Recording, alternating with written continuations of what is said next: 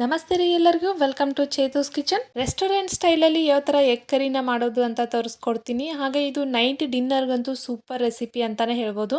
ಹಾಗಾದರೆ ಬನ್ನಿ ಯಾವ ಥರ ಮಾಡೋದು ಅಂತ ತೋರಿಸ್ಕೊಡ್ತೀನಿ. ಮೊದಲಿಗೆ ಸ್ಟವ್ ಆನ್ ಮಾಡಿಕೊಂಡು ನಾನು ಅದ್ರ ಮೇಲೆ ನಾನ್ ಸ್ಟಿಕ್ ತವಾನ ಇಟ್ಕೊಂಡಿದ್ದೀನಿ. ಆಮೇಲೆ ಅದಕ್ಕೆ ಎಣ್ಣೆ ಹಾಕೊಂಡ್ಬಿಟ್ಟು ಸ್ವಲ್ಪ ಅರಿಶಿನ ಪುಡಿ ಹಾಗೆ ಅಚ್ಚ ಖಾರದ ಪುಡಿ ಮತ್ತು ಸಾಲ್ಟನ್ನು ಹಾಕ್ಕೊಂಡ್ಬಿಟ್ಟು ಇದನ್ನು ಎಲ್ಲ ಕಡೆಗೂ ನಾನು ಸ್ಪ್ರೆಡ್ ಮಾಡ್ತೀನಿ. ನಾನಿವಾಗ ಲೋ ಫ್ಲೇಮಲ್ಲೇ ಇಟ್ಟಿರೋದು, ಹೈ ಫ್ಲೇಮಲ್ಲೆಲ್ಲ ಇಡೋದಕ್ಕೆ ಹೋಗಬೇಡಿ, ಯಾಕಂದರೆ ಖಾರ ಎಲ್ಲ ಸೀದ್ ಹೋಗ್ಬಿಡತ್ತೆ. ನಾನು ಆಲ್ರೆಡಿ ಎಗ್ಗನ್ನು ಬಾಯ್ಲ್ ಮಾಡಿ ಇಟ್ಕೊಂಡಿದ್ದೆ. ಆಮೇಲೆ ಅದನ್ನು ಹಾಫ್ ಆಗಿ ಕಟ್ ಮಾಡಿ ತೊಗೊಂಡ್ಬಿಟ್ಟು ಈ ತವಾ ಮೇಲೆ ಎಲ್ಲ ಹಾಕ್ಕೊಂಡು ನಾನು ಚೆನ್ನಾಗಿ ಇದನ್ನು ಫ್ರೈ ಮಾಡ್ಕೊತೀನಿ. ಪನ್ನೀರ್ ಆಗಿರ್ಬೋದು ಅಥವಾ ಎಗ್ ಆಗಿರ್ಬೋದು ಯಾವುದಾದ್ರೂ ಸರಿ, ನೀವು ನಾನ್ ಸ್ಟಿಕ್ಕಲ್ಲಿ ಮಾಡ್ಕೊಳ್ಳೋದ್ರಿಂದ ಏನಾಗುತ್ತೆ, ಚಟಪಟ ಅಂತ ಸಿಡಿಯೋದಿಲ್ಲ, ಹಾಗೆ ಕೆಳಗಡೆ ಕೂಡ ಅಂಟೋದಿಲ್ಲ. ನೀವು ಅಲ್ಯೂಮಿನಿಯಂ ಪಾತ್ರೆಯಲ್ಲಿ ನೀವು ಅದನ್ನು ಫ್ರೈ ಮಾಡಿಕೊಂಡ್ರೆ ಕೆಳಗಡೆ ಅಂಟ್ಕೊಳ್ಳುತ್ತೆ ಮತ್ತು ಅದು ಚಟಪಟ ಅಂತ ಸಿಡಿಯೋ ಚಾನ್ಸಸ್ ಇರುತ್ತೆ. ಸೊ ಹಂಗಾಗಿ ನೀವು ಈ ಥರ ತವ ಇರುತ್ತಲ್ಲ, ನಾನ್ ಸ್ಟಿಕ್ ತವ ಮೇಲೆ ಈ ಥರ ಚೆನ್ನಾಗಿ ಬೇಯಿಸ್ಕೊಂಡ್ರೆ ಚೆನ್ನಾಗಿ ಬೇಯ್ತವೆ ಮತ್ತು ಕೆಳಗಡೆ ಕೂಡ ಅಂಟೋದಿಲ್ಲ. ಐರನ್ ತವ ಇದ್ರೆ ಮಾಡ್ಕೊಳ್ರಿ, ಅಥವಾ ಐರನ್ ಕಡಾಯಿ ಇರುತ್ತಲ್ಲ ಅದರಲ್ಲಿ ಕೂಡ ನೀವು ಮಾಡ್ಕೋಬಹುದು. ಎಗ್ಗನ್ನು ಪದೇ ಪದೇ ಟರ್ನ್ ಮಾಡಬಾರ್ದು, ಯಾಕಂದರೆ ಮಧ್ಯ ಕಟ್ಟಾಗೋ ಚಾನ್ಸಸ್ ಇರುತ್ತೆ. ಮೊದಲು ಒಂದು ಕಡೆ ಕಂಪ್ಲೀಟಾಗಿ ಫ್ರೈ ಆದಮೇಲೆ ಇನ್ನೊಂದು ಕಡೆ ನೀವು ಫ್ರೈ ಮಾಡ್ಕೋಬೇಕು. ಫ್ರೈ ಮಾಡಿಕೊಂಡು ಈ ಕಲರ್ ಬರಬೇಕು. ಇವಾಗ ಈ ಕಲರು ಬಂದರೆ ನೀವು ಸ್ಟವ್ನ ಆಫ್ ಮಾಡಿ ಸೈಡಿಗೆ ಎತ್ತಿಡ್ತೀನಿ. ಇವಾಗ ಸ್ಟವ್ ಆನ್ ಮಾಡಿಕೊಂಡು ನಾನು ಅದ್ರ ಮೇಲೆ ಒಂದು ಪಾತ್ರೆನ ಇಟ್ಕೊತೀನಿ. ಒಗ್ಗರಣೆಗೆ ಬೇಕಾಗುವಷ್ಟು ಸ್ವಲ್ಪ ಎಣ್ಣೆನ ಹಾಕೊಂಡ್ಬಿಟ್ಟು ಚಕ್ಕೆ, ಏಲಕ್ಕಿ, ಲವಂಗ, ಒಂದೆರಡು ಹೆಸರು ಚಕ್ಕೆ, ಹಾಗೆ ಒಂದು 4 ಲವಂಗ ಮತ್ತು ಒಂದು ಏಲಕ್ಕಿ ಹಾಕೊಂಡ್ಬಿಟ್ಟು ಇದು ಸ್ವಲ್ಪ ಘಮ ಬರೋವರೆಗೂ ಫ್ರೈ ಮಾಡ್ಕೊಂಡಾದ್ಮೇಲೆ ಈರುಳ್ಳಿನ ಹಾಕ್ಕೊತೀನಿ. 3 ದೊಡ್ಡ ಸೈಜ್ ಈರುಳ್ಳಿನ ನಾನು ಕಟ್ ಮಾಡಿ ಹಾಕ್ಕೊಂಡು ಫ್ರೈ ಮಾಡ್ಕೊಳ್ತಾ ಇದ್ದೀನಿ. ಈರುಳ್ಳಿ ಕಂಪ್ಲೀಟಾಗಿ ಫ್ರೈ ಆದಮೇಲೆ ನಾನು ಇದಕ್ಕೆ 3 ಮೀಡಿಯಮ್ ಸೈಜ್ ಟೊಮೆಟೊನ ಕಟ್ ಮಾಡಿ ಹಾಕ್ಕೊಳ್ತಾ ಇದ್ದೀನಿ. ನನ್ನ ಟೊಮೆಟೊ ಅಷ್ಟೊಂದು ಹುಳಿ ಇಲ್ಲ, ಸೊ ಹಾಗಾಗಿ ನಾನು ಇದರಲ್ಲಿರೋ ಹುಳಿನ ನಾನು ಹಿಂಡಿ ತೆಗೆದಿಲ್ಲ.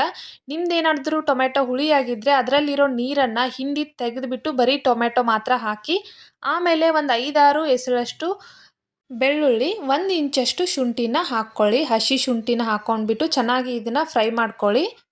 ಫ್ರೈ ಮಾಡ್ಕೊಂಡಿದ್ದಾದಮೇಲೆ ಅರ್ಧಂಬರ್ಧ ಮಾತ್ರ ಬೇಯಿಸ್ಕೊಳ್ಳೋದಕ್ಕೆ ಹೋಗಬೇಡಿ, ಚೆನ್ನಾಗಿ ಇದನ್ನು ಬೇಯಿಸ್ಕೊಂಡು ತೆಕ್ಕೊಂಡು ಸ್ವಲ್ಪ ತಣ್ಣಗಾಗಬೇಕು, ಸ್ವಲ್ಪ ಉಗುರು ಬೆಚ್ಚಗಾದರೆ ಸಾಕು. ಆಮೇಲೆ ಇದನ್ನು ಒಂದು ಮಿಕ್ಸಿ ಜಾರ್ಗೆ ಹಾಕ್ಕೊಳ್ತೀನಿ.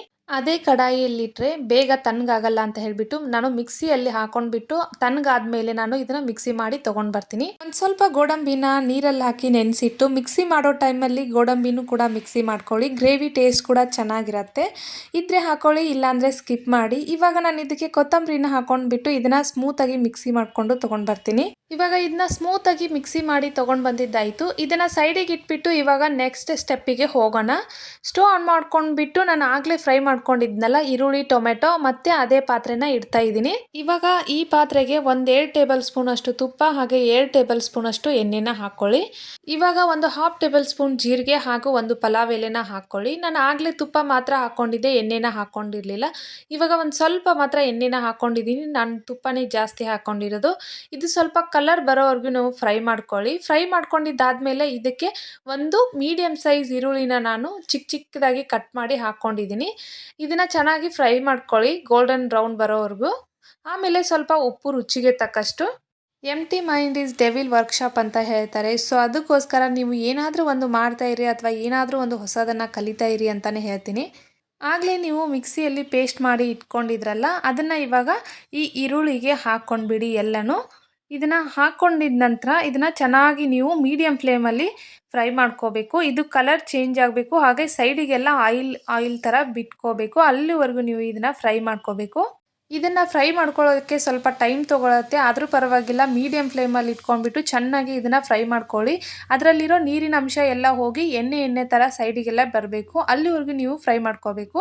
ಇವಾಗ ಮೀಡಿಯಮ್ ಫ್ಲೇಮಿಂದ ಲೋ ಫ್ಲೇಮಲ್ಲಿ ಇಟ್ಕೊಂಡ್ಬಿಟ್ಟು 1 ಟೇಬಲ್ ಸ್ಪೂನ್ ಅಷ್ಟು ಅಚ್ಚ ಖಾರದ ಪುಡಿ ಹಾಗೆ 1/2 ಟೇಬಲ್ ಸ್ಪೂನ್ ಅಷ್ಟು ಗರಂ ಮಸಾಲ, 1 ಟೇಬಲ್ ಸ್ಪೂನ್ ಅಷ್ಟು ಫುಲ್ಲಾಗಿ ಧನಿಯಾ ಪೌಡರ್ನ ಹಾಕ್ತೀನಿ. ಆಮೇಲೆ ನಿಮ್ಮ ಹತ್ರ ಎಗ್ ಕರಿ ಪೌಡರ್ ಇದ್ದರೆ ಹಾಕ್ಕೊಳ್ಳಿ, ಇಲ್ಲ ಅಂದರೆ ಸ್ಕಿಪ್ ಮಾಡಿ. ಯಾಕಂದರೆ ನೀವು ಆಲ್ರೆಡಿ ಎಲ್ಲ ಮಸಾಲನೂ ಹಾಕ್ಕೊಂಡಿರೋದ್ರಿಂದ ಇದ್ದರೆ ಹಾಕ್ಕೊಳ್ಳಿ, ಇಲ್ಲಾಂದರೆ ಸ್ಕಿಪ್ ಮಾಡಿ ಅಂತ ಹೇಳ್ತಾ ಇದ್ದೀನಿ. 1 ಟೇಬಲ್ ಸ್ಪೂನ್ ನಾನು ಎಗ್ ಕರಿ ಪೌಡರ್ನ ಹಾಕ್ಕೊಂಡಿದ್ದೀನಿ. ಇದೆಲ್ಲ ಮಸಾಲನೂ ನೀವು ಲೋ ಫ್ಲೇಮಲ್ಲಿ ಇಟ್ಕೊಂಡೆ ನೀವು ಫ್ರೈ ಮಾಡ್ಕೋಬೇಕು. ಮೀಡಿಯಮ್ ಫ್ಲೇಮು ಇಲ್ಲ ಹೈ ಫ್ಲೇಮಲ್ಲಿ ಇಟ್ಟರೆ ಎಲ್ಲ ಸೀದ್ ಹೋಗಿಬಿಡತ್ತೆ. ಆಮೇಲೆ ಟೇಸ್ಟ್ ಕೂಡ ಚೇಂಜ್ ಆಗುತ್ತೆ, ಸ್ಮೆಲ್ ಕೂಡ ಚೇಂಜ್ ಆಗುತ್ತೆ. ಇದರಲ್ಲಿರೋ ನೀರಿನ ಅಂಶ ಎಲ್ಲ ಹೋಗೋವರೆಗೂ ಈ ಥರ ನೀವು ಚೆನ್ನಾಗಿ ಫ್ರೈ ಮಾಡ್ಕೊಳ್ಳಿ. ನೀರಿನ ಅಂಶ ಹೋದ್ಮೇಲೆ ನೀವು ಟೇಸ್ಟ್ ಕೂಡ ನೋಡ್ಕೋ ಹಾಕ್ಕೋಬೋದು. ಖಾರ ಕಡಿಮೆ ಆಗಿದೆ ಅಂದರೆ ಖಾರ ಕೂಡ ಹಾಕ್ಕೋಬೋದು. ನಂದು ಖಾರ ಕಡಿಮೆ ಆಗಿತ್ತು, ಸೊ ಹಾಗಾಗಿ ಇನ್ನೊಂದು ಸ್ವಲ್ಪ ಖಾರನ ಆ್ಯಡ್ ಮಾಡ್ಕೊಂಡಿದ್ದೀನಿ. ಆಮೇಲೆ ಮತ್ತೆ ಒಂದು ಸಾರಿ ಇದನ್ನು ಚೆನ್ನಾಗಿ ನಾನು ಈ ಥರ ಫ್ರೈ ಮಾಡಿಕೊಂಡೆ. ನೀರಿನ ಅಂಶ ಕಂಪ್ಲೀಟಾಗಿ ಹೋಗೋವರೆಗೂ ನಾನು ಫ್ರೈ ಮಾಡಿಕೊಂಡೆ. ಆಮೇಲೆ ಒಂದು 2-3 ಟೇಬಲ್ ಸ್ಪೂನಷ್ಟು ನಾನು ಗಟ್ಟಿ ಮೊಸರನ್ನ ಹಾಕ್ಕೊಳ್ತಾ ಇದ್ದೀನಿ. ಮೊಸರನ್ನ ಹಾಕೊಂಡ್ಮೇಲೆ ಅಷ್ಟೇ ಚೆನ್ನಾಗಿ ಇದನ್ನು ಮತ್ತೊಂದು ಸಾರಿ ಎಲ್ಲ ಕಡೆ ಕೈ ಆಡಿಸ್ಕೊಂಡು ಎಲ್ಲದ್ರ ಜೊತೆ ಮಿಕ್ಸ್ ಮಾಡ್ಕೊಳ್ಳಿ. ಇದನ್ನು ನಾವು ಕಲರ್ ಚೇಂಜ್ ಆಗೋವರೆಗೂ ಫ್ರೈ ಮಾಡ್ಕೋಬೇಕು. ಈ ಥರ ಕಲರ್ ಚೇಂಜ್ ಆಗಬೇಕು. ಆಮೇಲೆ ಇದಕ್ಕೆ ಇವಾಗ ಈ ಥರ ಆದಮೇಲೆ ಇದಕ್ಕೆ ನಾನು ಆಗಲೇ ಮಿಕ್ಸಿ ಜಾರಲ್ಲಿ ಮಿಕ್ಸಿ ಮಾಡ್ಕೊಂಡಿದ್ನಲ್ಲ ಅದನ್ನು ತೊಳೆದ್ಬಿಟ್ಟು ನೀರು ಹಾಕ್ಕೊಳ್ತೀನಿ. ಇವಾಗ ನಿಮಗೆ ಗ್ರೇವಿ ಯಾವ ಸ್ಟ್ರಕ್ಚರಲ್ಲಿ ಬೇಕು, ತೀರಾ ಗಟ್ಟಿ ಬೇಕಾ ಅಥವಾ ಮೀಡಿಯಮ್ ಇರಬೇಕಾ, ಸ್ವಲ್ಪ ತಿಳುವಾಗಿ ಜಾಸ್ತಿ ಇರಬೇಕಾ ನೋಡ್ಕೊಂಡ್ಬಿಟ್ಟು ನೀರು ಹಾಕ್ಕೊಂಡು ಬಾಯ್ಲ್ ಮಾಡ್ಕೊಳ್ಳಿ. ಇವಾಗ ಇದು ಇನ್ನೂ ಸ್ವಲ್ಪ ಗಟ್ಟಿ ಇದೆ ಅನ್ನಿಸ್ತಾ ಇದೆ. ನಾನು ಇನ್ನೊಂದು ಸ್ವಲ್ಪ ನೀರು ಹಾಕ್ಕೊಳ್ತೀನಿ. ನೀರು ಹಾಕ್ಕೊಂಡ್ಬಿಟ್ಟು ಇದನ್ನು ಚೆನ್ನಾಗಿ ನಾನು ಮತ್ತೆ ಕುದಿಸ್ಕೊತೀನಿ. ಚೆನ್ನಾಗಿ ಕುದಿಬೇಕು. ಇದು ಕುದ್ದು ಮೇಲೆ ಎಲ್ಲ ಎಣ್ಣೆ ಥರ ಬರಬೇಕು, ಅಲ್ಲಿವರೆಗೂ ನಾನು ಇದನ್ನು ಕುದಿಸ್ತೀನಿ. ಇವಾಗ ಇದನ್ನು ತೆಗಿತೀನಿ. ನಾನು ಒಂದು 2 ನಿಮಿಷ ಆದಮೇಲೆ ತೆಗೆದೆ. ಇದು ಚೆನ್ನಾಗಿ ಇನ್ನೂ ಒಂದು ಸ್ವಲ್ಪ ಆಯಿಲ್ ಬರಬೇಕು ಅಂತ ಅನ್ನಿಸ್ತು, ಸೊ ಹಾಗಾಗಿ ಓಪನ್ ಮಾಡಿ ಇಟ್ಕೊಂಡೇ ನಾನು ಬಾಯ್ಲ್ ಮಾಡಿಕೊಂಡೆ. ಇವಾಗ ಇದು ಗ್ರೇವಿ ಕೂಡ ಕರೆಕ್ಟಾಗಿದೆ. ಸ್ಟ್ರಕ್ಚರ್ ಇಷ್ಟು ಮೀಡಿಯಮ್ ಇದ್ದರೆ ಓಕೆ. ಇವಾಗ ನಾನು ಆಗಲೇ ರೆಡಿ ಮಾಡಿ ಇಟ್ಕೊಂಡಿದ್ನಲ್ಲ ಎಗ್ನ ಫ್ರೈ ಮಾಡಿ ಇಟ್ಕೊಂಡಿದ್ದೆ, ಆ ಎಗ್ಗನ್ನು ಇದಕ್ಕೆ ಒಂದೊಂದಾಗೆ ಬಿಡ್ತೀನಿ ನಾನು. ಒಳ್ಳೆ ಮನಸ್ಸಿರೋರಿಗೆ ಯಾಕೆ ಜಾಸ್ತಿ ನೋವು ಮಾಡ್ತಾರೆ ಜನ ಅನ್ನೋದಕ್ಕೆ ಒಂದು ಉದಾಹರಣೆನ ಕೊಡ್ತೀನಿ. ಯಾವ ಮರದ ಹಣ್ಣು ಜಾಸ್ತಿ ಸಿಹಿಯಾಗಿರತ್ತಲ್ಲ ಅದೇ ಮರಕ್ಕೆ ಜಾಸ್ತಿ ಜನ ಕಲ್ಲು ಎಸೆಯೋದಲ್ವಾ. ಇವಾಗ ಎಗ್ ಎಲ್ಲ ಕಂಪ್ಲೀಟ್ ಆಗಿ ಹಾಕಿದ್ದಾಯಿತು. ಹಾಗೆ ಇದನ್ನು ಮೂವ್ ಮಾಡ್ಕೋಬೇಕಾದ್ರೂ ಅಷ್ಟೇ ನಿಧಾನಕ್ಕೆ ಮಾಡ್ಕೊಳ್ಳಿ, ಇಲ್ಲಾಂದರೆ ಎಗ್ ಎಲ್ಲ ಕಟ್ ಆಗುತ್ತೆ, ಇಲ್ಲ ಮಧ್ಯ ಪಾರ್ಟ್ ಎಲ್ಲೋ ಪಾರ್ಟು ಹೊರಗಡೆ ಬರುತ್ತೆ. ಸೊ ಹಾಗಾಗಿ ಅಷ್ಟೇ ನೀವು ನಿಧಾನಕ್ಕೆ ಮಾಡ್ಕೊಳ್ಳಿ. ಎಗ್ ಹಾಕೊಂಡ್ಮೇಲೆ ಸ್ವಲ್ಪ ಹೊತ್ತು ಮತ್ತೆ ಬಾಯ್ಲ್ ಮಾಡ್ಕೊಳ್ಳಿ. ಇವಾಗ ನಾನು ಇದಕ್ಕೆ ಕೊತ್ತಂಬರಿ ಸೊಪ್ಪನ್ನು ಕಟ್ ಮಾಡಿ ಹಾಕ್ಕೊಳ್ತಾ ಇದ್ದೀನಿ. ನನ್ನ ವಿಡಿಯೋ ನಿಮ್ಗೆ ಇಷ್ಟ ಆದರೆ please like, share and subscribe my channel. ಹಾಗೆ ನಿಮ್ಮ ಅನಿಸಿಕೆನ ನನಗೆ ಕಮೆಂಟಲ್ಲಿ ತಿಳಿಸಿ. ನಮಗೂ ಕೂಡ ಸಪೋರ್ಟ್ ಮಾಡಿ, ಹಾಗೆ ನಮ್ಮನ್ನು ಕೂಡ ಬೆಳೆಸಿ ಅಂತ ಕೇಳ್ಕೊತೀನಿ. ಇವಾಗ ಪರ್ಫೆಕ್ಟ್ ಆಗಿರೋ ಎಗ್ ಕರಿ ರೆಡಿ ಆಗಿದೆ. ಚಪಾತಿ ಆಗಿರ್ಬೋದು, ಪರೋಟ ಆಗಿರ್ಬೋದು, ಹಾಗೆ ತಂದೂರಿ ರೊಟ್ಟಿ ಕೂಡ ಆಗಿರ್ಬೋದು, ಎಲ್ಲದ್ರ ಜೊತೆಗೆ ಇದು ಪರ್ಫೆಕ್ಟ್ ಮ್ಯಾಚ್ ಆಗುತ್ತೆ. Thanks for watching and bye bye.